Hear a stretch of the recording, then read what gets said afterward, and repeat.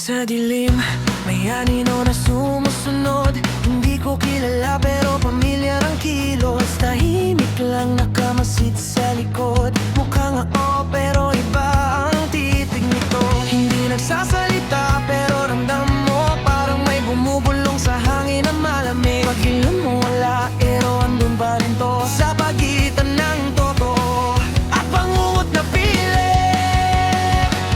Doppelganger, sino ka ba talaga? Bakit mukha mo'y kapareho ng aking nadala? Tahimik ka lang pero sumasagot sa'kin sa bawat hakbang ko. Kasunod ka rin. Doppelganger, hindi na to biro. Sa dilim ikaw ay nagiging totoo. Pag dumaan ka parang ako rin yun. Dalawang anyo sa isang anino.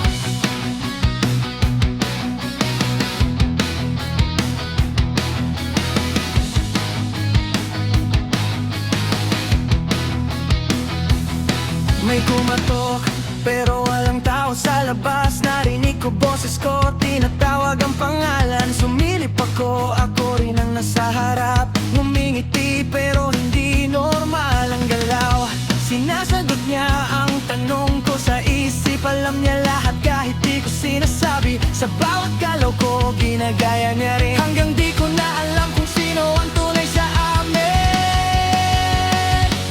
Doppelganger, sino ka ba talaga? Bakit mukha mo'y kapareho ng aking nadala? Tahimik ka lang pero sumasagot sa'kin sa bawat hakbang ko. Kasunod ka rin. Doppelganger, hindi na to biro.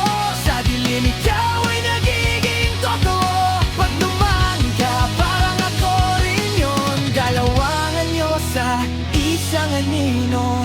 Pag tumawag ka, sasagot ba ako? O ikaw ang sasagot sa katauhan ko? Kung mawala ko sa sariling mundo, ikaw na ba ang matitira sa lugar ko?